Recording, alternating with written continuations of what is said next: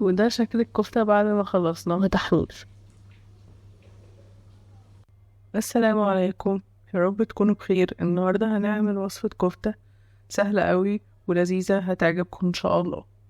معانا كيلو لحمة مفرومة، 3 بيضات، 4 بصلات متقطعين مكعبات، 3 فصوص توم، بقدونس، بقسماط مطحون بس ده حسب ما عجينة الكفتة هتاخد بنحطه، ملح وفلفل وشطة طبعا حسب الرغبة، مكعب مرقة، التوابل اللي انا قلتلكوا عليها قبل كده ان شاء الله هنزل لكم فيديو عنها بعدين.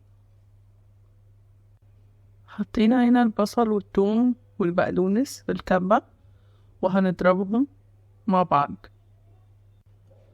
وده البصل والبقدونس والثوم بعد ما فرمناهم.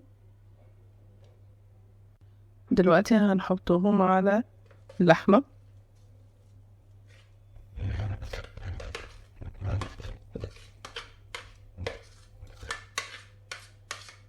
طبعا انا مش بكتر البقدونس عشان لون اللحمة ما يبقاش تاني تحتين، بس في نفس الوقت بيدي طعم حلو اوي.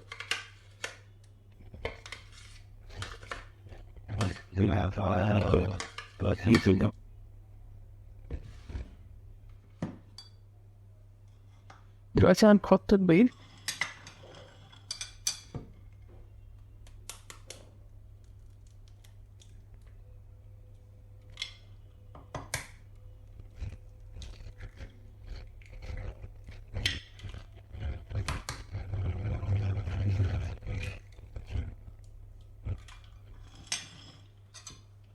وبعد كده هنحط التوابل بتاعتنا، ملح طبعا ده حسب ما كل واحد بيحب الملح قد ايه، فلفل، رشة شطة، التوابل اللي انا ما بستغناش عنها في اي حاجة، وان شاء الله هنزلكوا مكوناتها ايه في فيديو ليها مخصوص. طبعا انا ضربت مكعب المرقة مع البصل والبقدونس والثوم. دلوقتي هنعجن اللحمة مع بعض.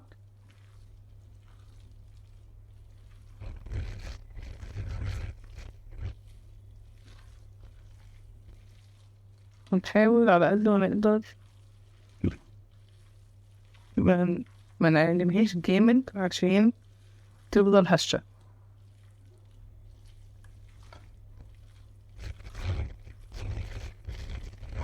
يعني بنقلبها بس بالبصل بالبيض بكل حاجة، توابل.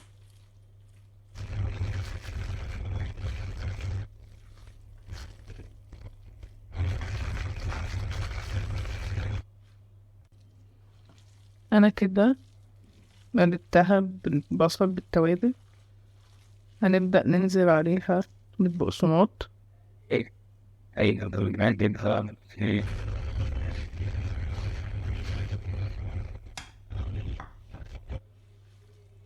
وياريت ما نكتروش عشان ما تبقى فعلا هشة،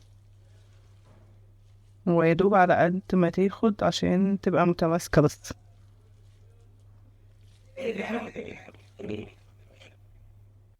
مش محتاجة طبعا أقول لكم إن اللحمة لازم يكون فيها نسبة دهون عشان الكفتة تطلع هشة وحلوة. كده خلاص خلطنا البقسماط مع العجينة. دلوقتي هنطمن هي بقت متماسكة ولا محتاجة بقسماط تاني.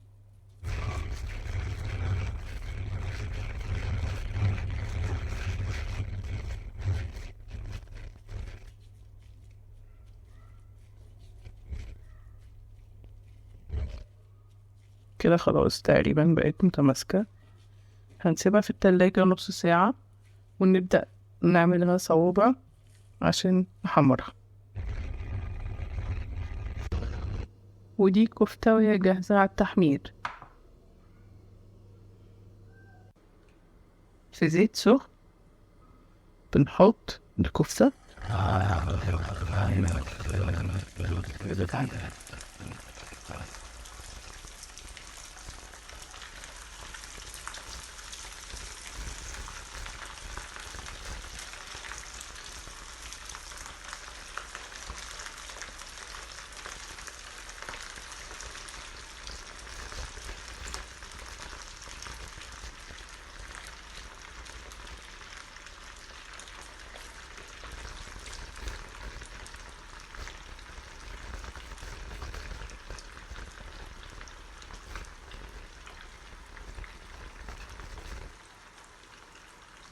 بنقلبها بالراحة بعد ما بتمسك نفسها شوية،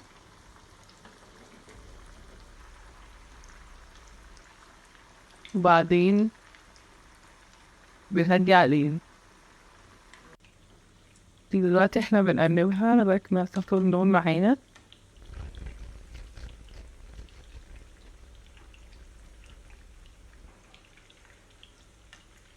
ايه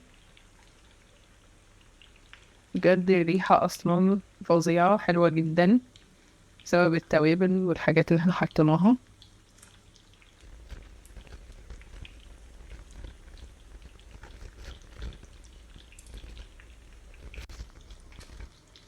كده هطلعها لما تاخد لون كده، لون مظبوط قوي.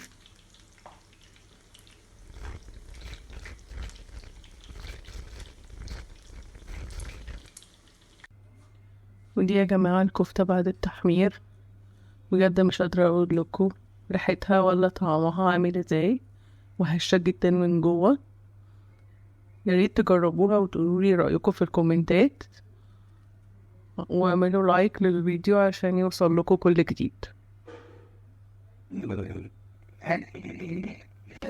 وده شكل الكفتة بعد ما خلصناها تحمير.